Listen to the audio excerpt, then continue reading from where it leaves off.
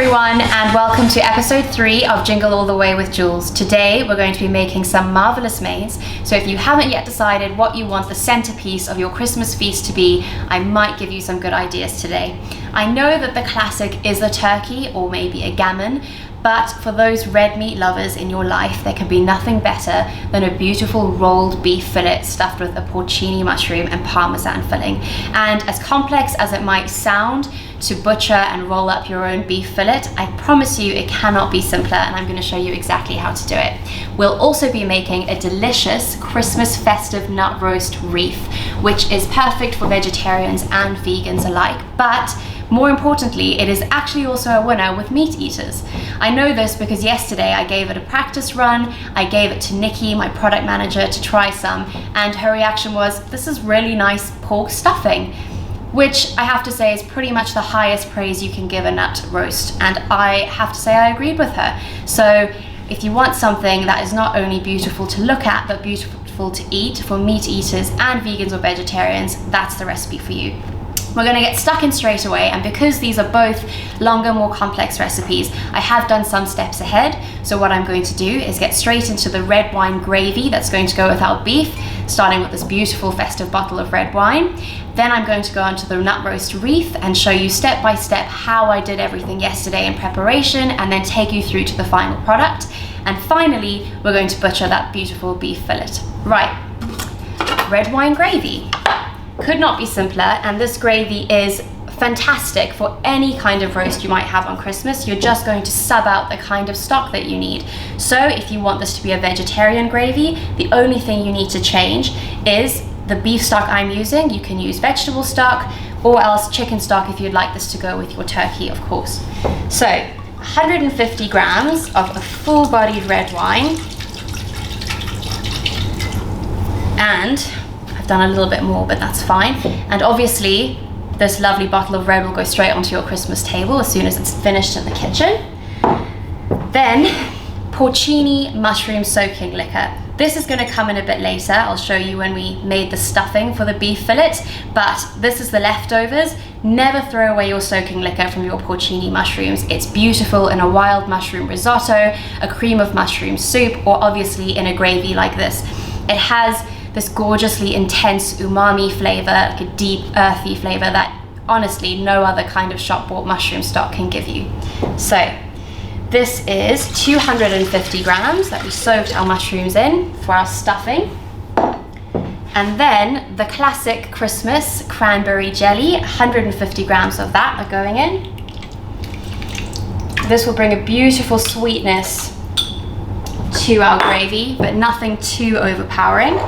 Then I've got a tablespoon of corn flour and a tablespoon of just tap water mixed together. This is what's going to thicken the gravy, so very important to use the right amount. And of course, if you do take a look at your gravy after the 15 minutes cooking time and it's still too thin for your liking, you can make another little slurry like this with maybe half a teaspoon of corn flour and half a teaspoon of water.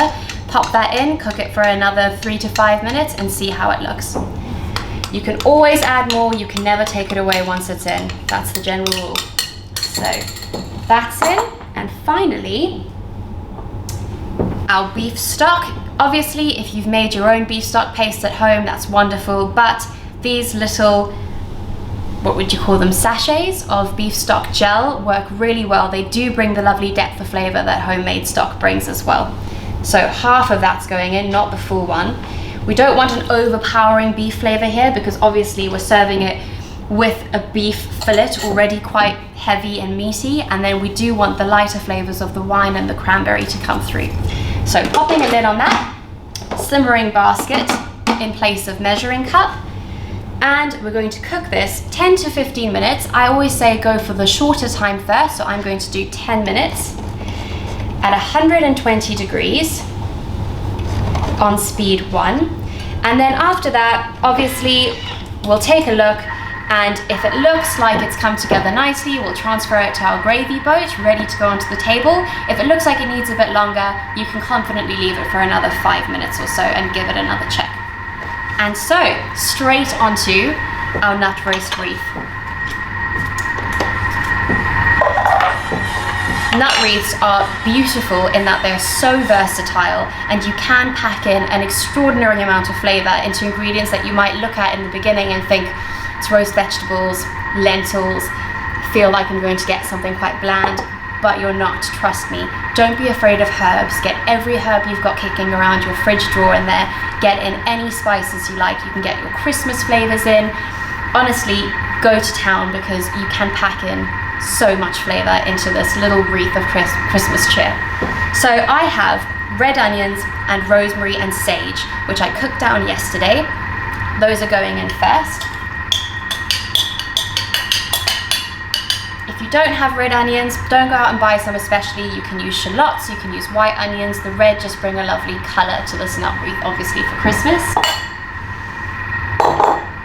And now I've got these crushed chestnuts. Just get the cooked peeled chestnuts in a packet at your supermarket. Those are fine. And we're going to put in 90 grams of these to start. The key thing with a nut roast is texture, because essentially, if you put everything in at once, you're going to come out with a delicious but very kind of smooth textured nut roast. And you actually do want little bits of crunches of chestnut in there, lovely crumbly bits of chickpeas and lentils, chunks of your roast vegetables, which I have here. So these are just carrots, parsnips, and yeah, that's it. Carrots and parsnips in here, roasted down. I use some beautiful rainbow carrots, which are beautiful this time of year. You can get purple ones, bright yellow, and then obviously your orange. And we're going to put 160 grams of that in. Ooh, there's butternut in here as well. I knew I was missing one. So 160 grams. You can do a bit more or less in this, depending how chunky you want the texture of your nut roast to be. And 120 grams of the chickpeas. I'm going to show you the bowl in just a second once I've got everything in. So 120 of those. And 120 of lentils. And now you can see that we've got all of this together at this point. And we're going to get 2 eggs. So these are Burford Browns, my preferred egg. They have the most gorgeous yellow, almost bright orange yolks. So if you're ever making something like a custard or scrambled eggs, these are the ones you want for a beautiful color. Happy hens make happy eggs. Those are done. I've got some lovely dried thyme. Obviously, if you've got fresh thyme in your kitchen ready to go, use that. And a generous helping of salt and pepper. As always, I'm a massive advocate for your seasoning. Don't under-season. You'll always regret it. Generous helping of salt and a generous sprinkling of pepper, all going in together. And then we're going to mix this together for 5 seconds at speed 5. And at this point, it's going to look like a bit of a mushy mess, but just you wait till you see the final product. So 5 seconds, speed 5. Meanwhile, what I have here,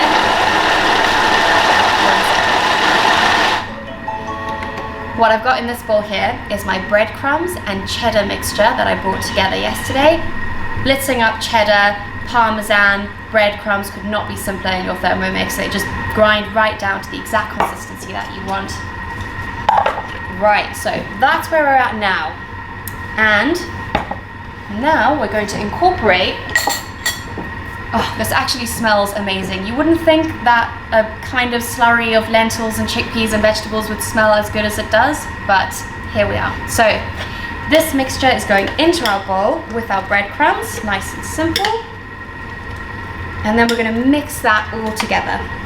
Now, in the recipe on cookie dough, we outline a method for sort of forming your nut roast wreath around one of your empty lentil or chickpea tins. And while that does work very, very well, I happened to cut my finger doing it yesterday and I've got a slight fear of tins now. So I'm going to be doing it in a wreath tin, which I've got. And if you have a bun tin at home, give that a go. You'll still get even maybe a more attractive shape. Just make sure you oil your cake tin generously first, always. and you should have your oven preheated to 180 degrees, because what we're going to do is pop our wreath into the oven for 45 minutes, and it should go like beautiful golden brown if you're doing it on a flat tray with the tin in the middle. If it's in the nut roast wreath tin, then you won't be able to see it, but trust me, it will be beautiful inside. Rightio. See? Lovely combined mixture. It should be quite thick. And now I'm going to grab my grease tin. I've got a little silicone one, which works really well. It's really versatile. But if you've got a metal one, that's perfect as well. And now we're just going to get our mixture in there. Don't worry about doing it too neatly, because of course you can always mush it about into the shape that you want once it's in the tin. So just to repeat, this is going to go into the oven at 180 degrees for 45 minutes. And then you're going to take it out if it's on the flat tray around your tin, and you're going to drizzle over your maple syrup. But if, like me, you're doing it in a tin like this, you're going to let it cook for a full hour. Then you're going to take it out, let it rest for 5 minutes, decant it onto a flat serving platter, drizzle over that maple syrup, sprinkle over your reserved roasted vegetables. You should have about a nice handful left, which you can reheat slightly before doing this, and scatter them over. And I am going to show you the finished product in just a second. So, as you can see, I'm smoothing my mixture around.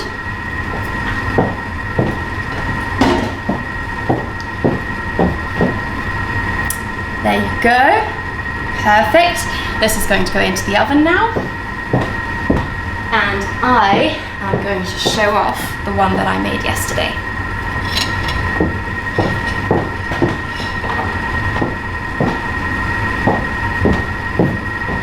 There it is.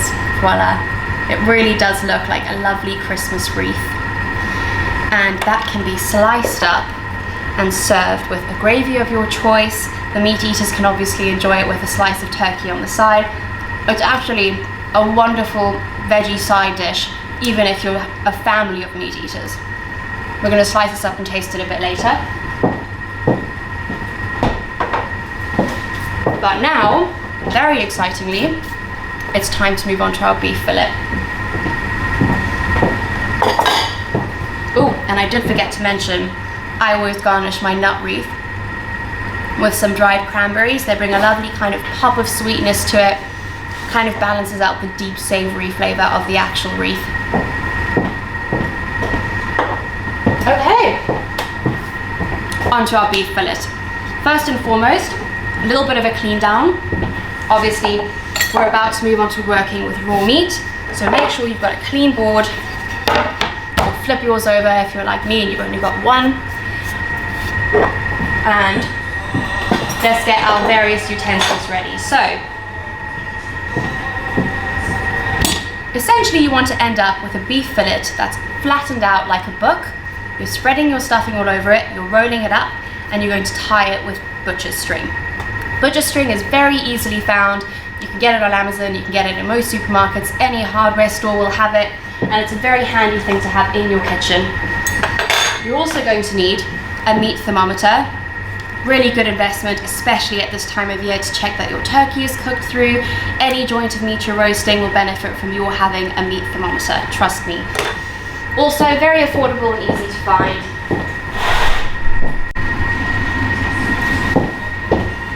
So, here we've got our beautiful beef fillet. And looking at its shape, you might think, how on earth am I going to cut this open into a book that I could stuff? But trust me, it's very intuitive. It will come quite naturally to you. So, beautiful fillet of beef. Grab your knife. Also, very good thing to have on hand is a tea towel that you don't mind getting nice and grotty. Throw it straight in the wash when you're done. It just helps in between cuts because your hands are going to get a little bit messy. The knife is going to get messy, so just have one on hand. Beautiful beef fillet, and you're going to cut down the middle about 1/3 of the way down. Don't be tempted to cut all the way through or 3/4 of the way through. You're just going 1/3 of the way down. Goes without saying, a sharp knife is your best friend for butchery. So, 1/3 of the way down. So that's the stage we're at now.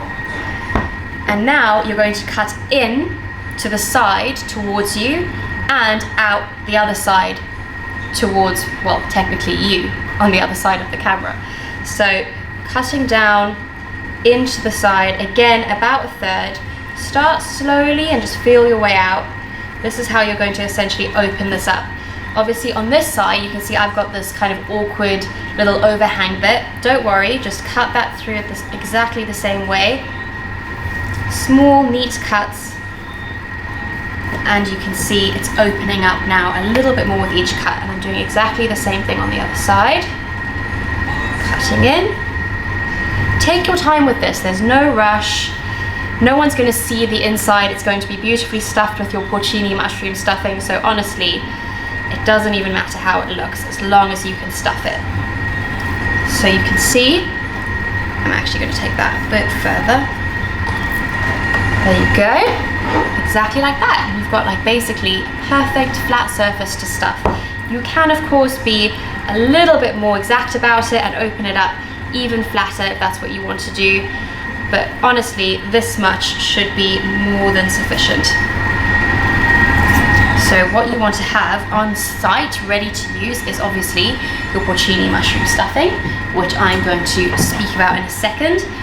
Really good quality olive oil, salt, pepper, some tongs for later on, carving fork for later on as well, and your meat thermometer. Right, first and foremost, always generously season your meat. I cannot stress this enough. The best way to get flavor into a joint of meat is before you cook it. So get loads of salt, loads of pepper, loads of really good quality olive oil, because at this point it's going to soak all of that flavor up in the oven. Starting with our olive oil, as I said. So obviously I've been touching raw meat, I'm now touching olive oil, salt, pepper. Just make sure to give all of these bottles and tubs a nice sanitize after you're done. So olive oil, generous glug, salt and pepper. Good coarsely ground sea salt is best for this. And we are going to get stuck in with our hands in a minute. This is not all dainty work. Butchery is by no means a job for anyone who doesn't want to get their hands dirty.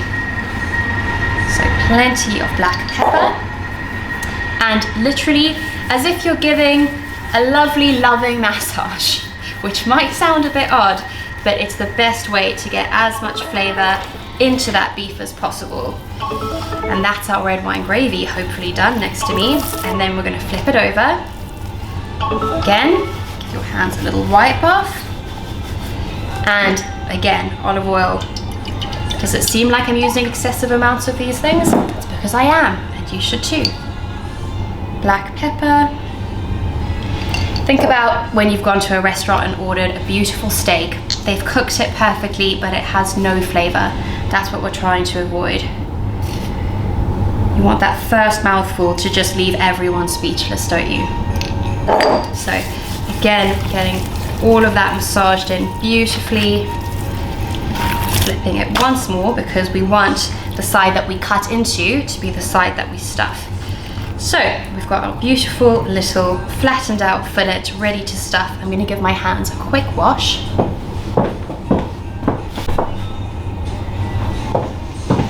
Hands lovely and clean. And now we can move these out the way. Salt, pepper and oil are done for today. Greatly depleted as they should be. Now, porcini, mushroom and parmesan stuffing. Could not be simpler. Essentially, all this are your soaked porcini mushrooms, some fresh chestnut mushrooms, grated parmesan, lovely fresh herbs. Again, use any herbs you've got. Tarragon would work beautifully in this, but I've got some rosemary and thyme in it. Salt and pepper, generous amounts again. Kind of blitzed up and then cooked down lightly in your Thermomix, ready to go. So, have that ready to go in a bowl. Your beef fillet rolled out in front of you, and then just kind of plonk it all out on there, and we're going to get to work smoothing it out. This could take a while. A really clever way to kind of avoid the hard work part of this is to oil your spatula, because it will stop the stuffing from sticking to it. But I think I'm just going to get stuck in with it as is. It doesn't have to be spread all the way to the edges of the fillet. you just want kind of an even spread down the center. You don't want some bits to have loads of stuffing and other bits to have none. Obviously, you're gonna have some unhappy guests if that's the case. Though really, how anyone could be unhappy eating a fillet is beyond me. Okay, so getting that lovely. And also, another good reason to get your filling as even as possible is it makes the tying of it much simpler. You want a lovely even fillet all the way along, not like a big bulgy end and then a thin end, because then you're going to have uneven cooking. Right, so you see, not particularly neat, just a sort of even spread. Some bits of my fillet are thicker than others, so it might look a little bit uneven, but that's unavoidable because you're never going to have a fillet that's a perfect thickness all the way through. Right, now, the part that some people might think is tricky, but it's not. You just have to be bold. So grab your fillet on one end, a long end, as you can see, and do your first fold is the tightest. Almost tuck it in like you're tucking in a duvet cover into the corners of your bed. And then from there on, you're just going to let the natural shape of the fillet come through and tuck, tuck, tuck all the way along, tuck, tuck, tuck. As you can see, some bits will have filling leaking out, absolutely fine. You're just looking for a sort of even, rounded edge. Am I going to risk this? Yes, I am. So I hope you can get a clear idea of that. And of course, if it's all coming to pieces, don't worry too much, just unroll it, smooth out your filling and start again. There are no rules to this. And obviously when something's this covered in oil, there's going to be some slippy bits. You're not going to get it perfect the first time, which is fine. Now I've got my butcher's twine all cut up. You're going to need quite a lot more than you think. So I would say pre-cut off about 10 to 15 pieces just in case. The length doesn't matter because you can always trim them later, but just make them nice and long. I'm gonna give my hands one more wash and then we're gonna start tying.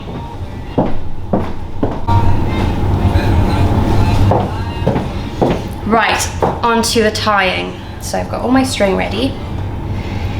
The first knot is always the tightest and the most important. All your knots should be tight, but this one on each end is vital. This string can take as much force as you can give it, so really pull it nice and tight, hard, and tie a nice little double knot. Neat, done. Now this is probably the most time consuming part of this whole recipe, but it's worth putting the time in to get it right.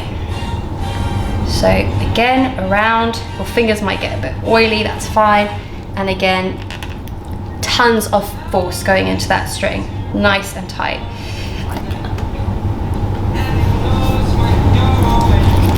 And we're going to leave all these long stringy bits for now because we'll cut them all off at the end to make a nice neat little parcel.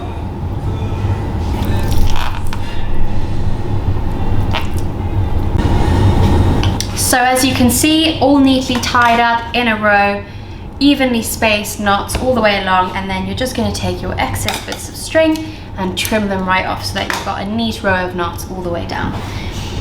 Then what you're going to do is heat up a nice big skillet or pan till searing hot with olive oil and butter in it, bubbling butter, almost smoking oil, and you're going to sear your beef fillet on all sides until beautifully golden brown all over.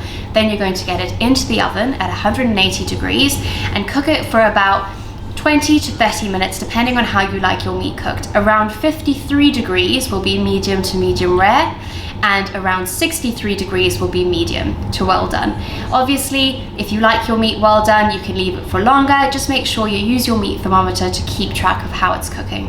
And then the most important part is to always rest your meat for as long as you've cooked it. This might seem excessive, but actually it's the key to perfectly juicy meat. And this goes for turkey as well. People think that brining your turkey or marinating overnight is the answer to juicy turkey. It's actually all in the resting. So if you cook your turkey for an hour and a half, technically you should get it out the oven, cover it snugly in tin foil and put it in a warm spot in your kitchen for an equal amount of time to rest. All this does is allow all the juices inside the turkey to redistribute evenly so you've got beautiful moist meat throughout. The same goes for beef.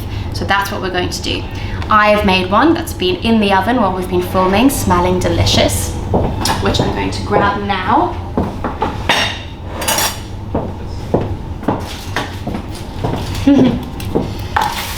pro tip actually, always secure your board. Otherwise you might have your board slipping all around while you're working, which is the last thing you want when you're doing butchery with a sharp knife. So just wet a few paper towels or even a tea towel, lay it underneath your board, and that will stop it from slipping around. Nice clean board. This one's got little rubber legs on it so it won't slip around. Sharp carving knife, carving fork, tongs to hold it in place while you carve. Beautifully rested fillet. This one I have put to around 70 degrees, slightly more well done than I'd usually take it. And it should be lovely and juicy because it's rested for as long as we've left it. Let me get rid of this dirty tray. And Ozan is here as well, ready to taste with me today. So we have our beautiful festive nut wreath, our fillet, and our gravy, which has been simmering away while we've been doing our butchery. It's going into its jug. So depending on how thick you like your gravy, as I said, you can add a bit more corn flour, you can leave it to cook for a little bit longer. I like my gravy with beef in particular to be slightly thinner than I would with poultry. So here we go. Time to carve, moment of truth. I'm going in at the middle because I'm hoping that that's where it'll be a little bit more pink.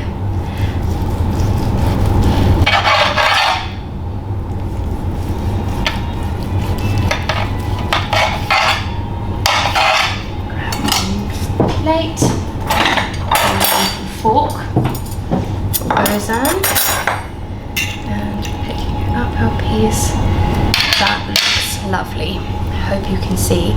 Beautifully pink, lovely porcini filling, and we'll also slice him off with some of the nut roast. My knife a little rinse.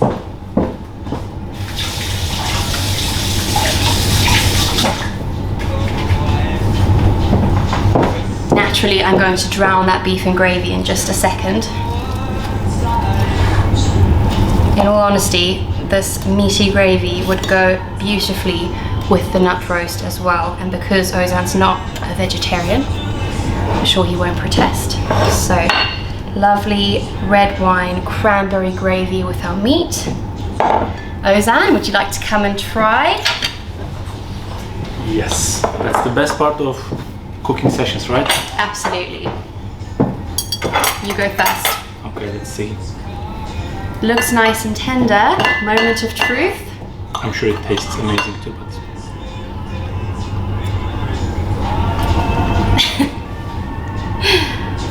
What's the verdict? Oh, he's making me wait.